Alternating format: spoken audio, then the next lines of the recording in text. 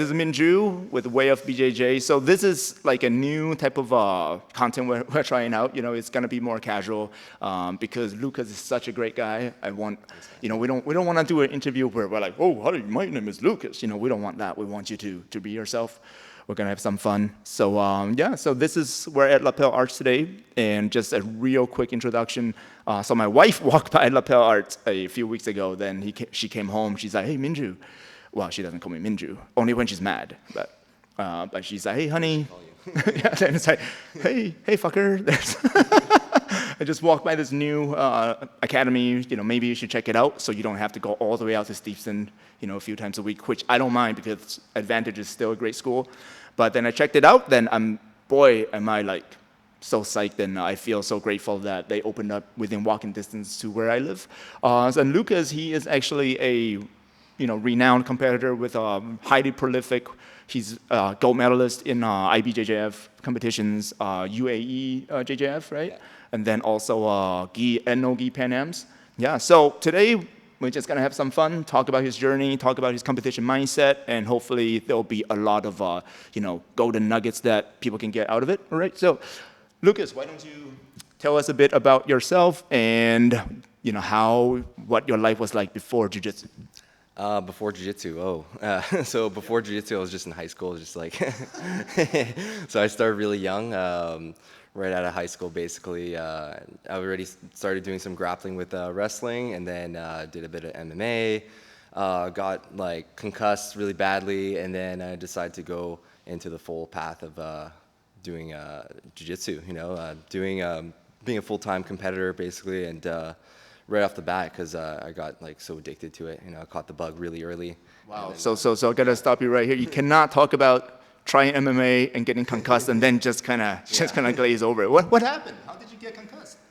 Striking, so so I was doing some like kickboxing with this like overzealous, guy with more experience, and I was kind of like, taking it easy. I did get a couple punches in, and he like went harder, and I didn't go harder back, and then I got concussed, and then was puking like after, and and then decided that was it for MMA, and I decided to look up a really good gi jiu-jitsu school with Bruno Fernandez. And the rest was history. I wanted to impress my professors and instructors over there, and decided to compete actually the first week. It was like a bit crazy, but something. Oh, wait. So the first week after you started jiu-jitsu, you were competing? After I started BJJ. BJJ, yeah. Because you competitions before, but BJJ in the gi. I decided to compete right away to impress. So did it work? Did you impress him? I don't know if you knew my name yet, but soon after competing a couple months under him, for sure, I think I impressed. And then, I thought I would maybe get my belts quicker, but no, that's actually not the case. You still have to go do your time at each belt. So if anything, they'd probably hold you at a higher standard. Yeah, exactly. So, still took that 10 years to get the black belt, even though I was doing really well in competition. So Lucas, when did you know that you just wanna dedicate as much time as to training and to competing as you can? How did you know? When did you know?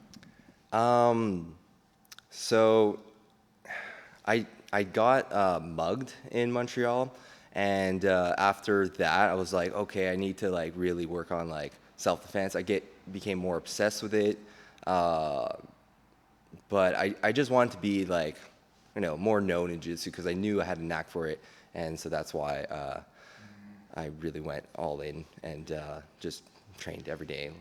Because I remember you telling me that story when you got mugged. I mean, it wasn't like you got beat up or anything, but you probably felt helpless. You're like, okay, here's my wallet, here's my whatever, just take it. Yeah. And that was the helplessness part of the reason why you're like, man, I gotta train harder. I want. Yeah, exactly. Like I got pepper sprayed, and I was just like, oh man, like there's nothing I could do. What bitch asses, man? Come on, at least punch you like a man, right? Jeez. Yeah, exactly. I know you got kicked on the ground a bit, but I mean, I actually was doing a bit of jiu-jitsu back in the day, so I was like, blocking and actually kicking on my back. So like very basic jiu-jitsu stuff. And they ran away. Actually called the cops on them. And they they got caught. I got my phone back. Everything was good after, but no, I still had that like a bit of anxiety, going to my car a bit. So I was like, okay, I can't have that, So the more jiu-jitsu I trained, the less anxiety I would feel, and yeah, and then it was history. And then, get better, it helps to compete overall. So that's what I would do. I just constantly, snowball from there. Nice. Wow. So, what is your most memorable competition story? Like, if you have to pick one, like. Oh, yeah, probably when I got third at the Pans in the gi at purple belt. So yeah, the Pan Ams are in California, so it was a huge trip. You had a huge camp leading up to it, and leading up to that tournament, I got staph, like maybe like 2 weeks before. So I couldn't train as much. I was on antibiotics. When you're on antibiotics, I think you're okay to train, so I did train. And then I went to the Pans, and then I was still on antibiotics, and ended up still like doing really well, So I had like 5 matches till the bronze. I just like pushed, like it was all mental willpower to get to that stage. And yeah, even the semifinals, the one I lost, like I was in it until I wasn't. So it was just it was quite a ride, and it was yeah, it was really fun to do. But yeah, it was a really bad staph, and I felt really sick, and I still pushed, and it was one of my biggest accomplishments. Nice, nice. Yeah, that's it's one of those things where it's like Michael Jordan had the flu game, right? And Kobe Bryant had the game where he broke his finger, right? And then Willis Reed had to come back in the next game with a broken ankle, right? So it's almost like these stories of overcoming adversity is the one that really stands out in people's minds, right? Yeah, there was another one at the Boston Open where I won at brown belt. I was sick. I got my foot popped from like an Estema lock, and yeah, I still went and competed, and I ended up winning. I felt like absolute shit throughout all my matches, and I still found a way. So it almost feels like if I do have a big excuse to lose, then I kind of perform better in a way. Like I could perform better because there's in my head it was like, okay, nothing to lose. I'm just gonna go out and do my thing. But in hindsight, it's better to be healthy. Like if you're competing at the highest level, yeah, I'd rather be healthy than dog tired and sick. Yeah. Gotcha. So I guess this is a really good segue to go into asking you more specific questions for how you prepare for a competition, right? Because you were saying that there is such thing as, I guess, over preparing and hurting yourself and everything, right? So what do you feel like is the best training balance going into a competition? Yeah, like you do have to amp it up, but it kind of happens naturally as the tournament comes closer. Yeah, finding like with experience, you're gonna see what's good for you and your body and your style. For me, I try to train as much as I can all the time. So yeah, with doing that, it does take its toll, but I kind of like naturally become more efficient as I'm training, and yeah, leading up to the tournament, yeah, I'm resting like a couple days before, kind of like having more quality rounds and quantity, and yeah, basically, yeah, tapering down before. I think that's really important. And then the more you do, the more you're going to see how much you have to taper down and how much you have to, maybe ramp it up before the tournament. So I do these like mini camps. So I'm competing at the ADCC trials this year, the West Coast trials. So I said in my head that I'm gonna have 4 weeks to prepare. Or I'm gonna start in March to really like start amping it up, and then 2 weeks before I'm gonna have more quality training, and then yeah, a couple days before like no training at all. Just try to like visualize more and prepare for the matches, the wars, basically. And for going into competition, do you usually come up with like a strategy, like, hey, you know what, when I go to competition for this competition, especially, you know, I'm gonna do this and this and this, or do you find that it's better for you to just kind of keep your game open and not really think about game planning? Yeah, you have to keep your game open for sure, but for sure you need strategy for the rule sets and everything, and the type of person you're going to fight. So yeah, for example, the ADCC trials, very specific rule set where it's half the time is sub only and half the time is points, right? So, you know, very simple game plan. Generally, you want to you know, go for the sub for the first half of the match, and then the next half, you know, you go for the takedown or the sweep, you know, something like easy, your more A game, and you don't have to show all your cards as well. You know, you can hide your best moves. That's another thing, you know. So yeah, you have to have a bit of a gamesmanship, you know. So yeah, there's a bit of like tactics you can play, you know. Yeah, not giving away too much. And yeah, I actually did that at the last trials. I didn't show all my cards, and yeah, ended up winning against a good opponent. Yeah. Very nice. Yeah. So speaking of rule sets, what is your favorite and your least favorite rule sets when it comes to competitions? So ADCC trials are my favorite for no-gi for sure, because it's the best combinations of submission only and points. In the gi, it's IBJJF. It's the most refined, and I think it makes the most sense. You know, and they're constantly improving every year. Yeah, and yeah, in the gi you have to have points, because or else it'll just be like stalling, and then, you know, it's so significant to get like a mount, right? So if you don't have points and you get mount, and then, you know, the person just like stalls it out, then it's, you know, it defeats the purpose of, like, you know, the self-defense aspect, the whole like art, basically, you know. No-gi can get away with that because it's so slippery, and you can actually just like bridge out of a mount and then go into a heel hook. So, you know, it makes more sense for no-gi. But in the gi, you know, points matter because, you know, you can really hold yourself down, and then it'll be more stalling if it's sub only. Yeah. Have you ever thought about doing a no time limit sub only super fight? Yeah, that would be cool. Yeah, I would love to do that. Yeah, any takers, would love to go and do that if it's worth it, you know, if it's a good opponent that I feel like would give me a good challenge, and, you know, that would light a fire under my ass, so to speak. Yeah. Right, nice. So let's go back to the topic of competition prep then. Okay, so we got the jiu-jitsu part that we talk about. What about, do you do any supplementary training, such as, you know, weights, or what do you do with your nutrition approach? And Yeah, weights, I do very little, just to do like prehab, basically, like shoulders and back and, you know, leg strengthening, the whole body, basically, full body workouts, but nothing too heavy, because I'm afraid to actually injure myself when I'm lifting, and I have a like really lanky body, so it could be easy to get injured lifting heavy. Yoga I like a lot because it helps with the breathing and kind of like relaxing for your week, you know, and it helps with your flexibility, you know. And gotcha. So let's. What about, you know, when you look at some of those modern competitors, like, you know, like Gordon Ryan, Nicky Rod, they look like freaking bodybuilders, man. You know. So do you think there's an advantage to gaining all the strength and muscle? I mean, what's your personal opinion?